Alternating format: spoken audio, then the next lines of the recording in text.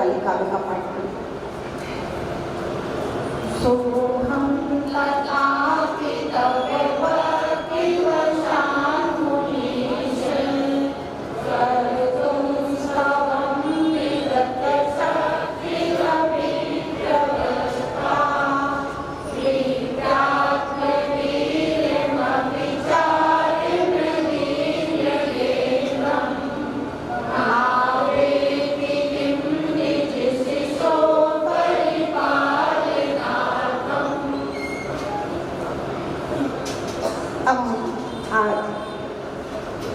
छठवां काव्य सरस्वती भगवती विद्या प्रसारक काव्य। यह काव्य रिद्धि और मंत्र की 21 दिन तक लगातार आराधना करने से और निरंतर इस काव्य की आराधना करने से बच्चों के अंदर बुद्धि का विकास हुआ करता है, बड़ों के अंदर भी बुद्धि का विकास होता है। जिनके ज्ञान का क्षयोक्षम कम हो, इस छठवें काव्य का निरंतर पाठ, इसका रिद्धि मंत्र का जाप, ओम ह्रीं अर्हं नमो कोट्टबुद्धिनम, ओम ह्रीं श्रां श्रीं शोषा हंसं ठाठा ठाठा सरस्वती भगवती विद्या प्रसादं कुरु कुरु स्वाहा। ये इसका रिद्धि और मंत्र है। इस रिद्धि मंत्र की 21 दिन तक 1,000 जाप करके आराधना जो करता है 21 दिन तक लगाता है, तो निश्चित रूप से उसके ज्ञानावरणी कर्म का क्षयोक्षम बढ़ता है। कहाँ है? एक काशी के राजा थे हेमपाल। उनके 2 पुत्र थे। बड़े पुत्र का नाम भूपाल था और छोटे पुत्र का नाम भुजपाल था। जो बड़ा पुत्र था उसकी बुद्धि बहुत कमजोर थी। छोटा पुत्र था बुद्धिजीवी था भुजपाल। अब हुआ है कि राजा ने एक टीचर को अपने दोनों पुत्रों को सौंप दिया। 12 वर्ष तक गुरुजी ने दोनों राजकुमारों को पढ़ाया। 12 वर्ष तक पढ़ाने के बाद में भी भूपाल की बुद्धि में कुछ भी नहीं बैठा। और उन्हीं 12 वर्षों में भुजपाल ने व्याकरण शास्त्र, छंद शास्त्र, राजनीति शास्त्र, शस्त्र विद्या, ज्योतिष, 100 प्रकार के।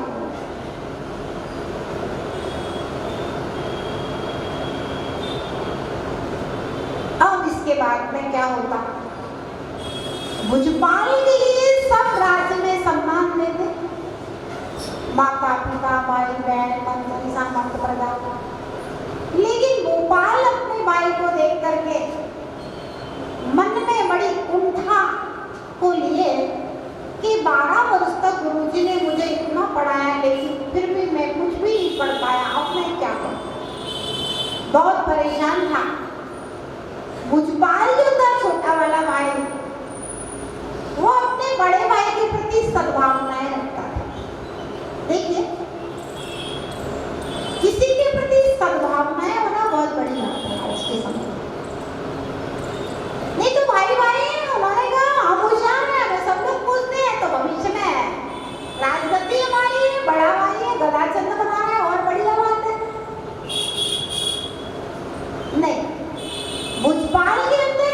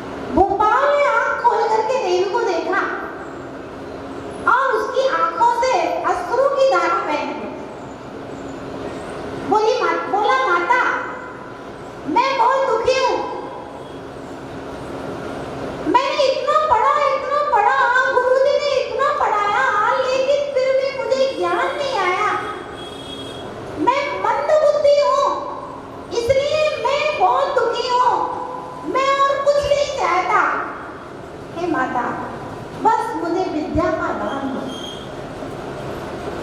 ब्राह्मणी देवी आशीर्वाद देकर के अदृश्य हो जाते हैं। और उसके बाद गोपाल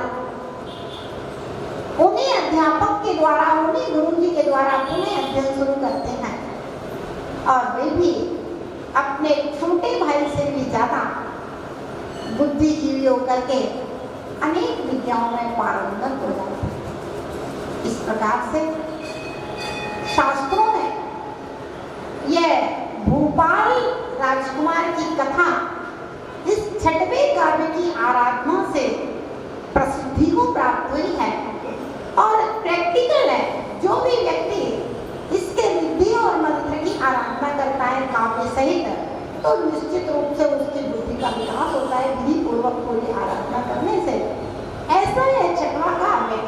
आप अपने अपने घरों में अपने बच्चों को जरूर सिखाते, छोटे बच्चों को, है ना।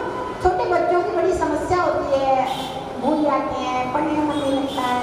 तो इस छठवें काव्य को, और मंत्र तो थोड़ा बड़ा है, कम से कम रिद्धि को ही सिखा दे, ओम मनी मरम नमो कोटि। तो छठवां काव्य पढ़े और उसका रिद्धि का जाप करे तो उससे बुद्धि का नियम से विकास होता है। एकदम प्रैक्टिकल चीजें, जैसे कई बच्चों को जैसे हम लोग बता देते हैं तो निश्चित रूप से उनको महसूस होता है कि धीमे धीमे करके पहले से उनकी बुद्धि का विकास हो रहा है। तो छठवां काव्य सरस्वती भगवती विद्या प्रसाद करता है। अल्पश्रुतम अल्पश्रुतम अल्पश्रुतम अल्पश्रुतम श्रुतवताम श्रुतवताम परिहासधाम परिहासधाम अल्पश्रुतम श्रुतवताम परिहासधाम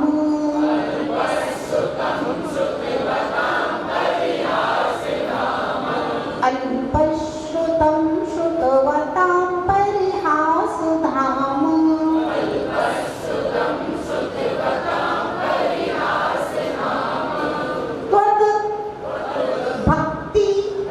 त्वद्भक्तिरेव त्वद्भक्तिरेव त्वद्भक्तिरेव त्वद्भक्तिरेव मुखरी मुखरी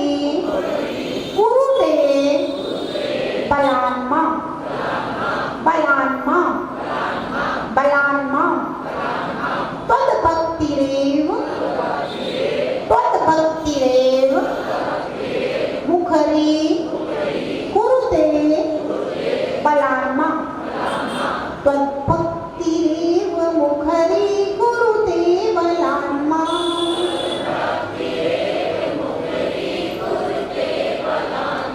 त्वद्भक्तिरेव मुखरी कुरुते बलान्मा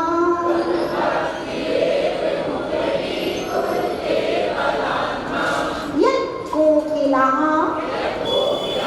यत्कोकिलः यत्कोकिलः किलमधौ किलमधौ किलमधौ मधुरं मधुरं विरौति विरौति यत्कोकिलः किलमधौ मधुरं विरौति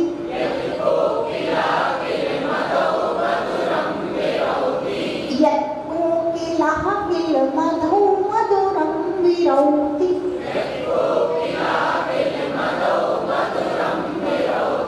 तच्चाम्र तच्चाम्र चारु कलिका निकरैक हेतु तच्चाम्र चारु कलिका निकरैक हेतु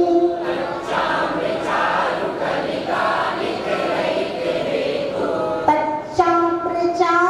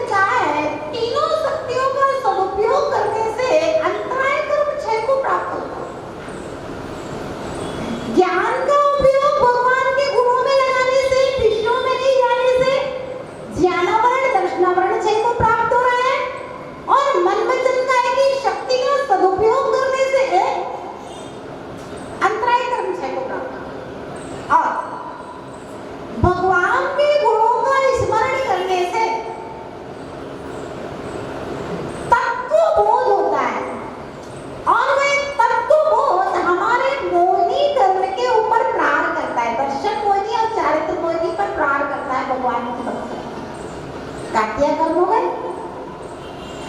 अब भगवान की जब हम आराधना करते हैं तो लिखा है भक्ति सुंदर रूपम, नाम कर्म की शुभ प्रगतियां बनती हैं। उच्चै गोत्रम प्रवृत्ति, प्रणाम करने से उच्च गोत्र कर्म की प्रगतियां बनती हैं। वेदनी है, साता वेदनी का बंध होता है, असाता वेदनी का क्षय होता है। और अगर भक्ति करते करते आयु कर्म बंद हो गया तो नियम से देवायु का बंद होगा, असुर आयु का बंद होगा। तो भगवान की भक्ति चारों घातिया कर्मों के ऊपर प्रहार करती है और अघातिया कर्मों की अशुभ प्रगतियों का नाश करके साथ ही साथ शुभ प्रगतियों के बंध का कारण है। इसलिए भगवान की भक्ति पूरे 9 ही ग्रह हैं। कौन कौन से ग्रह होते हैं? राहु, केतु, शनि, जो भी होते हैं, पूरे 9 ग्रहों के ऊपर प्रहार करती है, क्योंकि भगवान की भक्ति से 8 कर्म क्षय को प्राप्त होते हैं। तो यहाँ पर तो स्पेशल 6वां काव्य सरस्वती विद्या बुद्धि के विकास के लिए है। क्यों? क्योंकि वह भक्त अल्प श्रुति है, उसने अपने आप को बहुत छोटा, बहुत कम ज्ञान वाला माना है। और भगवान आपके भक्त तो बहुत बड़े बड़े दिग्गज हैं, बहुत ज्ञानवान भक्त आपके चरणों में आने वाले हैं। और मैं भी ऐसी स्थिति में आपकी स्तुति करता हूँ तो निश्चित रूप से परिहास नाम हंसी का पात्र बनूंगा। लेकिन फिर भी मेरा आपके प्रति अनुराग मुझे जबरदस्ती आपकी आराधना करने के लिए प्रेरित कर रहा है। जिस प्रकार से आमटी कलिकाएं कोयल को मधुर मधुर बोलने के लिए प्रेरित करती है, ऐसे आपके गुण, आपकी महिमा मुझे भक्ति करने के लिए, यहाँ बैठने के लिए, जाप करने के लिए जबरन बलात् मजबूर कर रही है। और जो भक्ति के वशीभूत होकर के बलात् भगवान की आराधना करता है, उसकी सच्ची भक्ति, सच्चा भाव निश्चित रूप से असंख्यात गुण श्रेणी कर्म की निर्जरा का कारण बन करके सर्व कार्य सिद्धि का निमित्त होगा। अल्पश्रुता, हे भगवान मैं अल्प श्रुतवान हूं, बहुत ज्यादा ज्ञान वो व्यापक, अपने आप को क्षुद्र महसूस करना और भगवान को बहुत बड़ा महसूस करना, बस यही भक्ति की प्रथम सीढ़ी है। यहीं से भगवान की भक्ति शुरू होती है। और अगर किसी ने अपने आप को महान महसूस कर लिया तो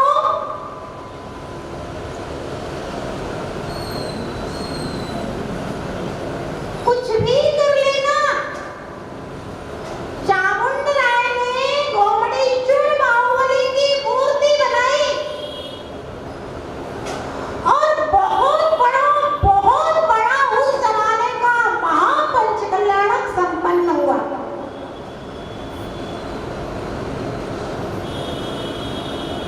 चामुंड राय का पूरे विश्व भर में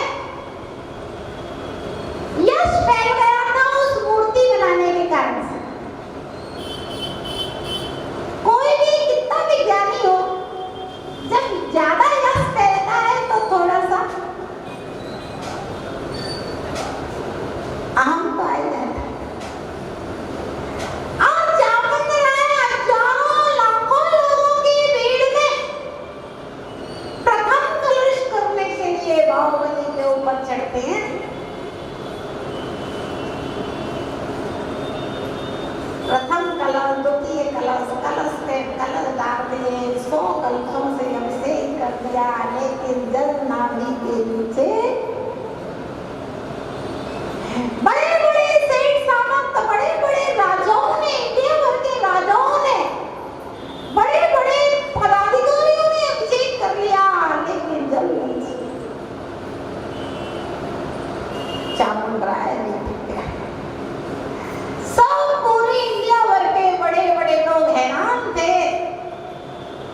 और बस वो गुलिका जी जो भीड़ में आई, नारियल के खपरे में इतना सा दूध पिए थे,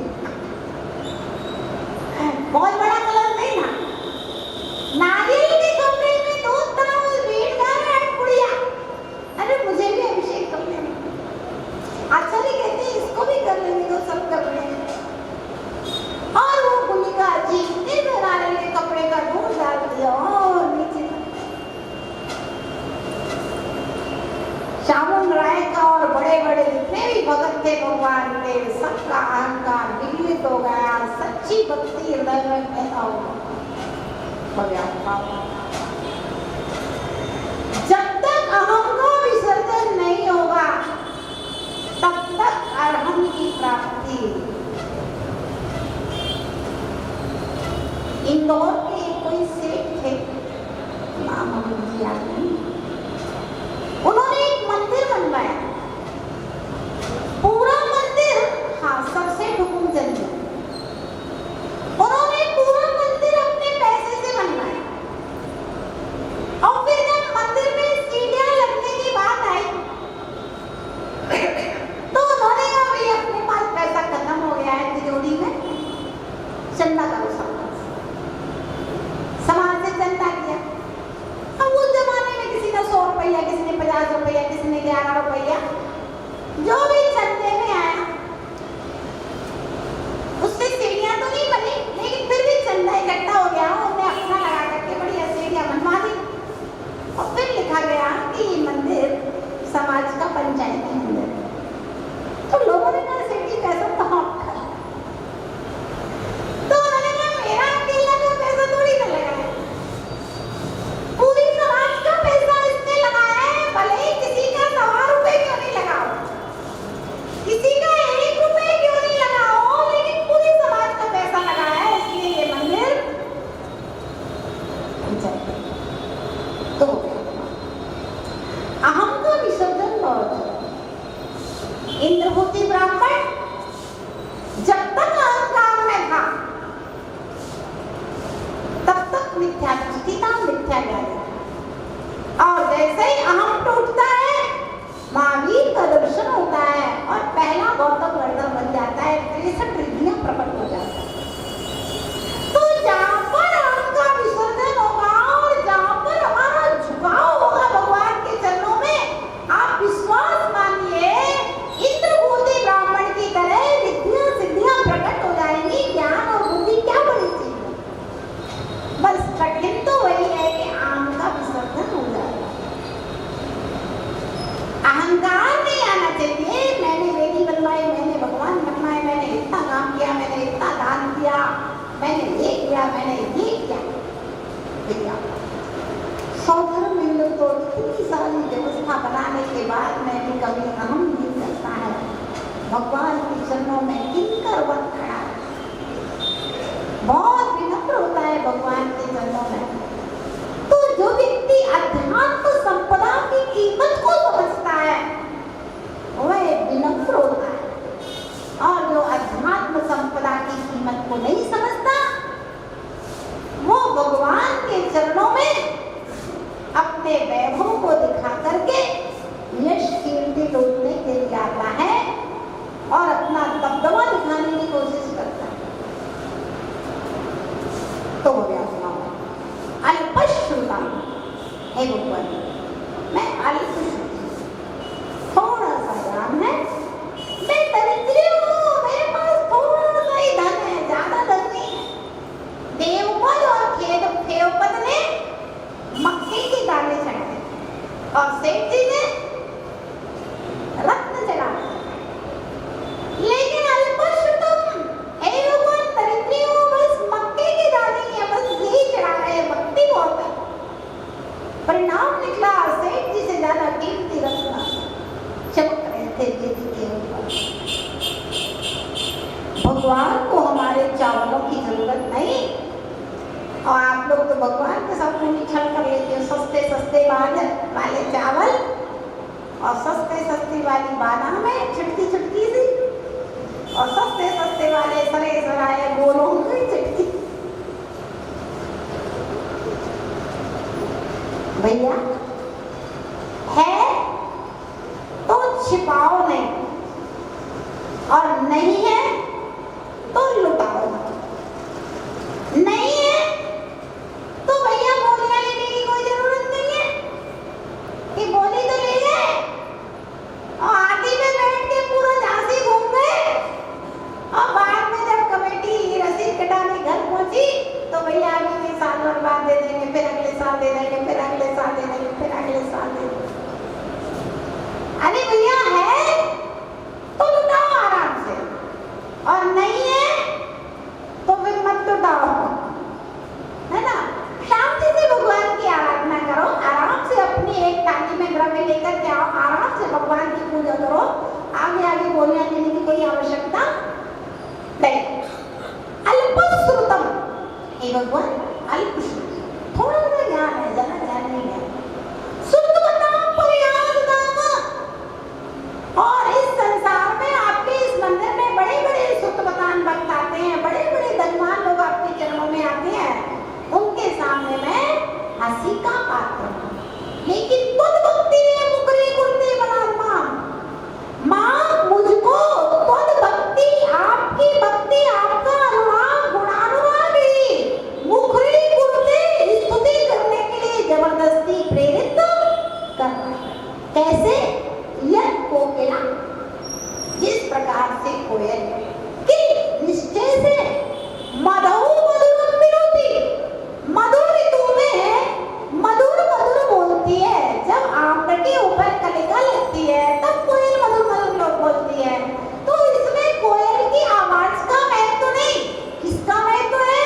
तच्चाम्र चार, तच्चारु चाम्र कलिका निकरे के, तो उसमें भी अगर महत्व है तो आम के जो सुंदर सुंदर कलियां मोर हैं उनको देख करके कोयल का मन प्रसन्न हो जाता है और वह मधुर मधुर बोलती है। ऐसे ये भगवान आपकी विचित्रता को देख करके, आपके गुणों को देख करके मैं गदगद हो जाता हूँ और स्तुति करने के लिए तत्पर होता हूँ, बलात् मैं स्तुति करने के लिए प्रेरित होता हूँ। और मैं आपके गुणों से प्रेरित होकर के, आपकी भक्ति से प्रेरित होकर के, अल्प श्रुति होकर के भी आपकी